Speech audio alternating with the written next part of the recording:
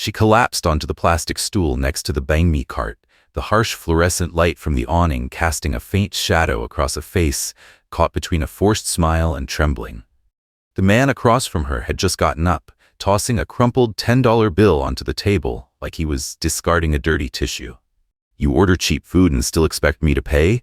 A janitor using Tinder? Seriously?" Laughter burst out from a group of college kids at the next table.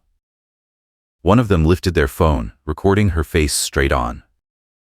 And Marley Quinn wished more than anything she could disappear from the world right this second. It all started a few weeks ago, on a late afternoon after a 10-hour cleaning shift at a luxury apartment complex on the west side of the city.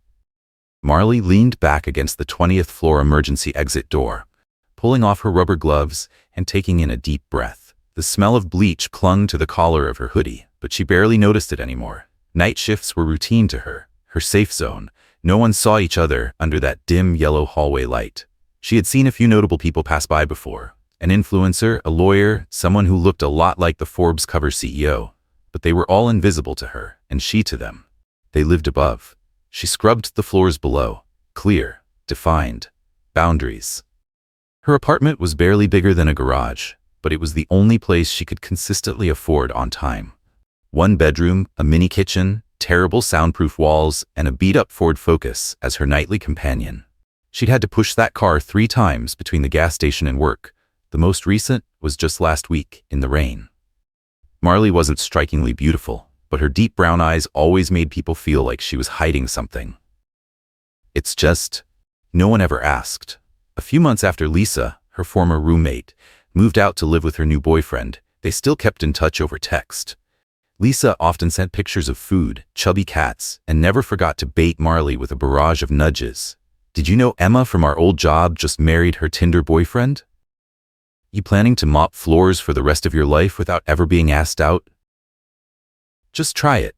Delete it if you hate it, but don't wait till you're 40 and realize you've never had an actual kiss."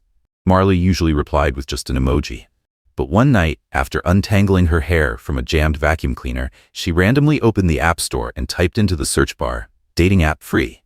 She made an account, no expectations, no real hope. But at least, it was a first step. The first conversations weren't remarkable. A few people sent pet photos, a few opened with lines that sounded straight out of a chatbot. Then Todd appeared. He didn't talk much, but he knew exactly when to compliment. His profile photo was the classic casually taken at the gym, but clearly intentional. Marley didn't feel anything romantic, but she also had no reason to say no when he suggested meeting up. The spot, a banh mi truck parked outside a student dorm complex. "Keep it simple, no pressure," Todd texted. Marley had sat in front of her closet for a long time. In the end, she chose the navy long-sleeve dress, the one she wore to her janitorial job interview 2 years ago. The neckline had been hand-stitched back together, a few threads still visible. The black leather boots were a second-hand find from a thrift store, $6. Half a size too big, but wearable. She had exactly $14 in her wallet, planning that if Todd was decent, they could split the meal. If not, at least she'd still have gas money to get home. Marley arrived early. The first season wind tangled her hair. Dry leaves scraped softly across the concrete parking lot. The sun was sinking slowly behind distant skyscrapers. A spill of warm light from a nearby restaurant hit the banh mi truck, making it look like a small stage right before an unfortunately predictable act. She stood waiting, one hand holding her wallet, the other checking a small mirror. Trying to touch up faded lipstick. That was when her phone buzzed. "Lisa." A simple text.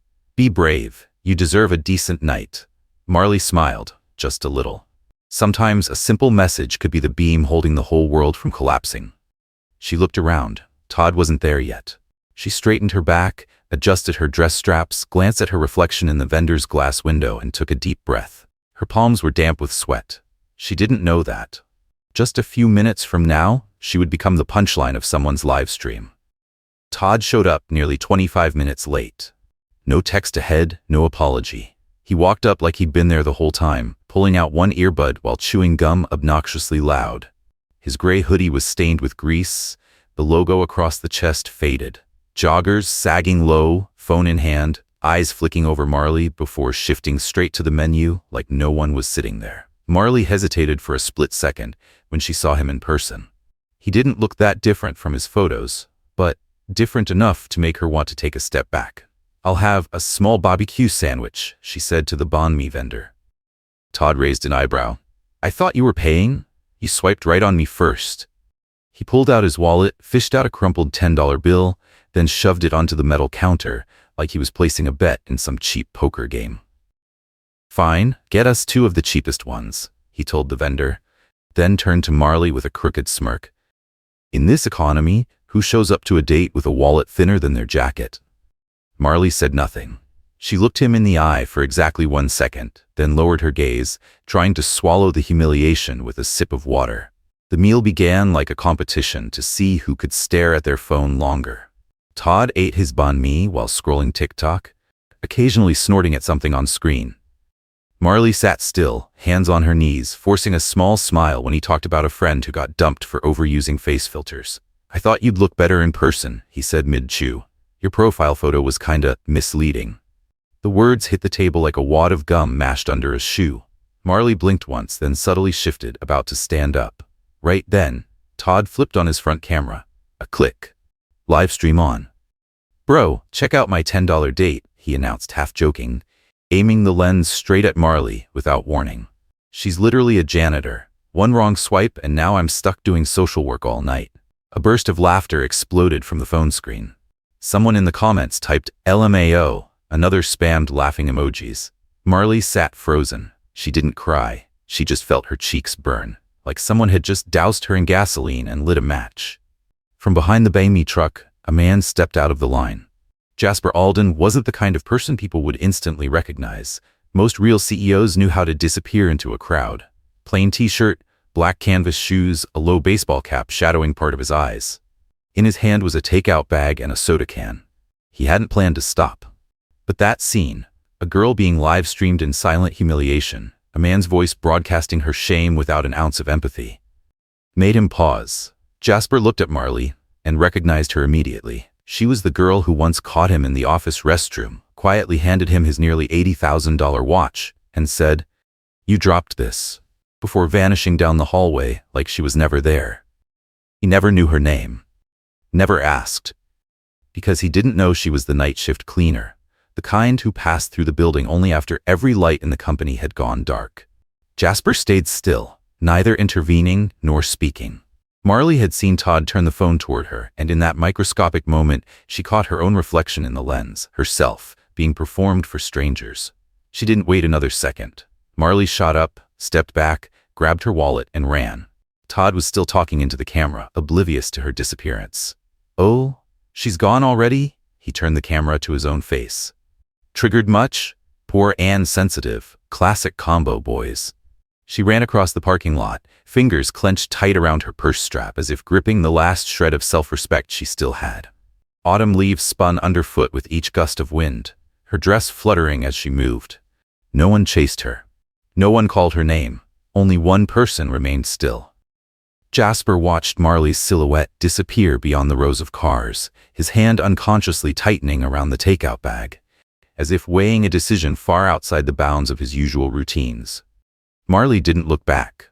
She kept running until the warm, yellow glow of the banh mi truck blurred behind her, lost in the hum of the generator and the smell of charred meat. Finally, she collapsed onto a stone bench in a small park a few blocks away, arms wrapped around her bag, shoulders trembling from the cold and from shame. Her eyes were dry, but the kind of dry that came after tears had already retreated inward, leaving only salt at the edges of her lips. Jasper stood still for a moment, then lowered his phone. He had managed to record most of the live stream, clear evidence of public harassment. His fingers moved swiftly across the screen, filing a report to TikTok while also saving the video to his personal device. He didn't know why he reacted so quickly. Only that the moment he saw Marley bow her head in humiliation, breathing had suddenly felt difficult. He tracked the GPS ping of his own car, parked near the park just across the street. Coincidence or instinct guiding his steps? Either way, minutes later, Jasper was standing before the stone bench where Marley sat, the dim streetlight casting a pale glow across her drained face. "Are you all right?" His voice was low, steady, neither loud nor intrusive. Marley looked up, her eyes still swollen. She shook her head faintly, then forced a small smile. I don't think anyone actually wants to know that. Jasper sat down, at a respectful distance, far enough not to make anyone feel cornered. I saw what happened, he said slowly. I think you deserve a real meal more than half a cold sandwich. Marley glanced up at him again, squinting. You're the guy from the other line? Jasper nodded. I'm not following you, if that's what you're worried about. I just happened to see. And if this makes you uncomfortable, I'll leave right now. She held his gaze for a while, then shook her head. It's just, I'm not used to someone being polite after watching me get humiliated in public. There's a taco place nearby. Nothing fancy, but they fry the shells the authentic Mexican way. Would you come with me? Marley stayed quiet for a moment, then nodded. Partly because she was hungry, partly because she was exhausted, but mostly because he didn't look at her like she was the problem. They walked for a few minutes, no words exchanged, no need for them. The taco shop was small, scratched wooden tables, hanging lights swaying gently under a ceiling fan. Jasper picked a corner table. No questions about what happened, no mention of Todd, no interrogation about who she was. He just ordered, then slid the menu toward Marley. You okay with spicy? Not great with it, but tonight, I think I need something that burns my tongue enough to make me forget what just happened. He let out a small laugh. Reasonable choice. When the food arrived, the conversation drifted in a direction neither of them had expected. Jasper didn't ask what she did for a living, where she lived, or why she was out there alone. Instead, he asked, What do you like to read? Marley raised an eyebrow, genuinely surprised. You mean, books? Yeah, I'm betting you have at least one good one halfway finished somewhere. She smiled, the first real smile of the night. I'm rereading The Secret Garden. I hated it as a kid. But now, it's strangely comforting. Jasper nodded. I like Into the Wild. Maybe because I once wished I could disappear like that guy. They talked about books, then movies, then places they once wanted to go but never found a good enough reason to. Marley shared that she used to dream of becoming a landscape architect. She had nearly finished her junior year at a community college. Then her father died of a stroke. Her mother nearly fell apart. She had to drop out, take any job she could to keep their apartment from being repossessed. I don't regret it, she said, steady. It's just, some nights I dream of graduating, then I wake up to the smell of bleach in my hair. Jasper looked at her for a long moment, didn't interrupt, didn't offer a hollow comfort. His eyes simply softened, and that was enough. When the meal ended, he stood and took out his wallet to pay. As he reached for his jacket hanging on the chair, a folded sheet of paper slipped out. Marley bent to pick it up. You dropped this. She started to hand it back, but her eyes caught the bold heading, Proposed Development Plan, Greenfield Urban Oasis, Phase 1. Beneath it, a construction company logo, an approval seal, and the signature of Jasper Alden. Marley froze. You're? Jasper blinked. I do some work in real estate. She didn't say anything more, but her gaze had shifted subtly. She didn't ask further. He didn't explain. They walked out of the taco shop like two ordinary people after a late dinner. Yet somewhere in Marley's mind, a new puzzle piece had clicked into motion. And she began to wonder. The man in canvas shoes, eating tacos tonight. Who exactly was he? Marley didn't bring up the paper again that night, and Jasper never mentioned it. But a few days later, he showed up at her small apartment door with an unusual proposal. I need someone to observe a development site, not as an engineer or supervisor, but from a community perspective. I think you'd be perfect. Marley frowned. I don't have a degree, no experience, and no one's ever hired me for anything besides cleaning. Jasper shrugged. You have a good instinct, and you're honest. That's rarer than an MBA. He left her with the job brief and his business card. No pressure, no obligation, then walked away. Marley held the packet of papers, fully intending to ignore it. But the moment she reached the project's location, her breath caught. Ashwood Greenbelt, the abandoned lot where her father used to take her walking every weekend. He once said, if I had the money, I'd turn this into a park for kids to run and breathe. Marley had just laughed back then, thinking it was too distant a dream, and now its name sat boldly on Jasper's proposal. She said yes. Not for him, but for her father, for something unfinished. In the days that followed, Jasper and Marley met frequently. She was taken to the construction site, shown design layouts, asked for opinions on walking paths, bike lane widths, even the color of the stone benches. At first, it felt strange. But slowly, Marley realized Jasper's kindness wasn't the kind that descended from above. There were no empty promises, no "I'll take care of you." It was genuine listening, a gaze that met her at eye level. One late afternoon, as they sat on the wooden steps at the edge of the site, Marley suddenly asked, "Why me? When there are hundreds out there with real qualifications?" Jasper paused to think. "Because you see what others overlook. You're not trying to prove anything. You just want something decent to exist." Marley didn't respond, but something within her eased, like a knot quietly loosening. A few weeks later, Jasper invited her to accompany him to a fundraising event for the project. "Just a small gathering," he said, "mainly to present the concept to a few sponsors." Marley hesitated. "I don't have anything to wear to a gathering." The next day, a small box appeared at her door. No sender name. Inside was a simple emerald dress, uncannily perfect in fit, tucked with it a handwritten note, "Borrowed, not gifted, and you're already beautiful." The event took place at an art gallery. Warm amber lighting, soft jazz humming through the space. Jasper never stayed more than 2 steps away from her. Present, but not hovering. Respectful, not possessive. For the first time in a long time, Marley didn't feel out of place. But as always, peace never lasted quietly. Todd walked in. His arm hung around a heavily made-up woman, champagne glass in hand, laughing loudly among a group discussing real estate. And when his eyes swept across the room, they landed on Marley. He paused for half a second, then smirked. "Look what we have here," Todd said, louder than necessary. "Still the cleaning girl, but upgraded now, huh? Dating CEOs? Careful he doesn't live stream you, though you've got experience with that, don't you?" The air in the room thinned instantly. A few people exchanged looks. Marley's face strained, and she instinctively stepped back. Jasper moved forward, not looking at Todd, and said simply, "I'm sorry, but we do not tolerate this behavior in our community." He took out his phone and opened a video, the saved copy of Todd's previous live stream. But this time, it was trimmed. No chaos, no noise, just the part of Todd mocking Marley, and her face frozen in humiliation. No explanation was needed. A large screen inside the gallery automatically synced, playing the clip for all to see. Silence. Absolute. Todd stood paralyzed, his champagne glass tilted, droplets splashing onto the white marble floor. Jasper didn't say another word, but through action, he had drawn a line. Not with authority, but by placing the truth squarely before the crowd and letting it speak for itself. Marley stood beside him, her hand gently tightening around the clutch she held. Under the gallery lights, she was no longer the girl humiliated at a banh mi cart that night. She was someone chosen to stand next to a man who knew exactly when to defend her. Not with promises, but with undeniable clarity. The morning after the event, photos of Marley standing beside Jasper under the gallery lights flooded the internet. One shot captured the exact moment she slightly tilted her head toward him, a faint smile on her lips, a look intimate enough and dangerously easy to misread. And the media wasted no time. Millionaire CEO spotted with janitor, humiliated on livestream, new branding strategy. Digital age Prince Charming, real love or calculated image rehab. Woman once humiliated on livestream now seen beside powerful CEO, TikTok Cinderella story? Marley's hands trembled as she read the headlines. She had never been on the news before, much less turned into entertainment fodder. Jasper watched her quietly. He was used to public storms. But this time, she was the one taking the hit. With no PR team, no advisors, just a bare and unprotected heart.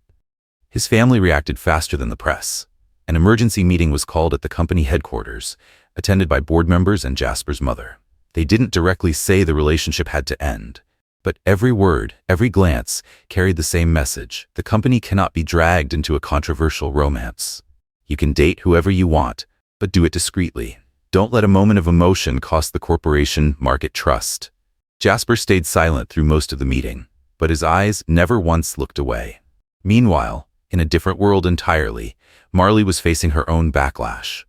Her mother called, voice tight with worry. "Marley, I know you're strong, but are you sure someone like that is serious? They live in another world, sweetheart. Don't let them turn you into a joke."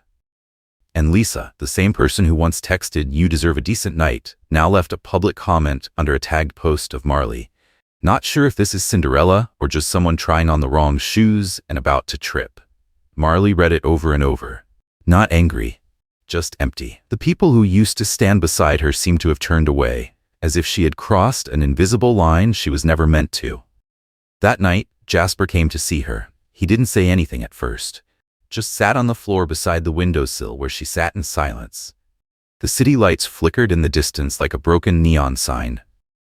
"I've wanted to ask you this for a while," Marley said, her eyes still fixed on the city outside. "Why have you been so kind to me? From the beginning?" Jasper was silent for a moment, then he let out a faint smile. "I'm not sure it's kindness. Maybe it's reflex." "Reflex?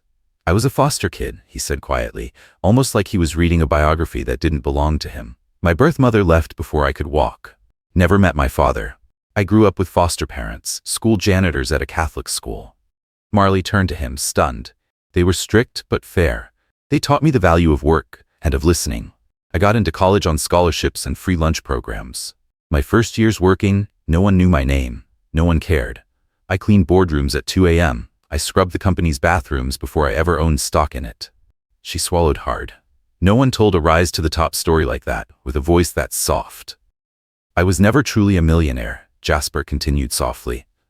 "I was just a poor kid who accidentally made too much money and never forgot what it felt like to be treated like waste." The sentence landed in the small room like both a confession and a release. Marley looked at him, and for the first time he wasn't the man in canvas shoes or the one eating tacos or the CEO standing on a stage. He was a person, raw, layered, achingly familiar. They sat there in silence, no promises needed, no declarations of protection. Just two people, both once wounded by perception, slowly learning how not to lose each other in a world screaming louder by the hour. The sky that morning was high and crystal clear, as if it had just been washed clean by a night rain. A stretch of green lawn unfurled before the temporary wooden stage where neat rows of white chairs awaited everyone attending the opening of the new community park. Jasper stood on the small platform, holding a microphone. No speech notes, no presentation screen. Behind him was the project sign, Ashwood Renewal, a space for all. He looked out at the faces listening. Elementary school kids, mothers with strollers, sanitation workers, local officials. "This project wasn't my idea," he began, his voice steady and calm. "It started from a very small story, a $10 date, and a woman who made me reconsider everything I thought truly mattered." He paused, then turned toward the row of seats on the right, where Marley sat in a simple earth-tone cotton dress, her hair tied up. She rose when he spoke her name. Marley stepped onto the stage. She wasn't a host, nor someone used to speaking before a crowd, but the gentle touch of Jasper's hand on her back as he passed her the microphone, not pushing, just grounding, steadied her in a way she couldn't explain. "A few months ago," she began, "I was sitting alone at a banh mi cart, on a first date so awful it made me wonder if I was someone not worth being chosen at all." The space fell silent. A soft breeze moved through the trees, almost as if to carry her words deeper. "I'm not saying this to complain. I'm saying it because every one of us has had a moment where we felt small, judged by what people see instead of everything we work for that they don't." She glanced toward the back of the lawn, where a few women in janitorial uniforms stood by the fence, eyes wide. She gave them a small nod. "After that night," she said softly, "there was someone who didn't walk away, who didn't ask what I did for a living, didn't ask where I lived. He asked what books I liked to read, whether there was a place I dreamed of going, what I hated most in this world." She paused. "I never thought I'd stand here saying these things. But if anyone in this crowd has ever felt the way I once did, invisible, not enough, out of place, then please know this: you are not alone." The applause that erupted wasn't polite, it was honest, from people who saw themselves in her words. Jasper returned to the stage as she stepped down. He took the mic, waited for silence, then said, "We spend so much time building things tall that we forget to ask, who gets to walk inside? Ashwood is not a real estate project. It's a space to begin again, for anyone who has ever believed this world had no place for them." He looked at Marley, then at everyone gathered. "And today," he said, "I want to begin again too." He took a folder from the table behind him and held it up before the crowd. "In the next 3 months, I will step down as CEO of Alden Group to establish an organization called Second Shift. It will support women in janitorial and manual labor, providing skills training, legal resources, and pathways back into education." He smiled, a quiet, unwavering certainty in his voice. "And my co-founder is Marley Quinn." The crowd erupted again, louder this time, longer. Marley stood below the stage, cheeks flushed, but her eyes alight, as if someone had just handed her back her own strength. The ceremony ended with hugs, handshakes, and thank yous. Children ran through the new park, trying out slides that still smelled of fresh wood. Benches engraved with, "In memory of Dad, let them run free," stood quietly along the path, a line Marley had suggested for her father. Marley stood at the edge of the lawn, holding a cup of cold water, watching Jasper bow his head slightly as he texted someone. He was smiling, gently, as if his shoulders were finally free of weight. In that moment, he was no longer someone above her. He was simply a companion. She smiled, turned to the woman beside her, a janitorial worker who had just finished taking photos, and softly said, "I still only have $10 in my wallet, but this time I get to choose who sits at the table with me." Sometimes a $10 date, ordinary, awful, something you wish to forget forever, ends up being the beginning of a rewritten fate. What matters is not what's inside your wallet, but that you know your own worth, no matter which table you sit at. And what about you? Have you ever been judged purely by how you look or where you come from?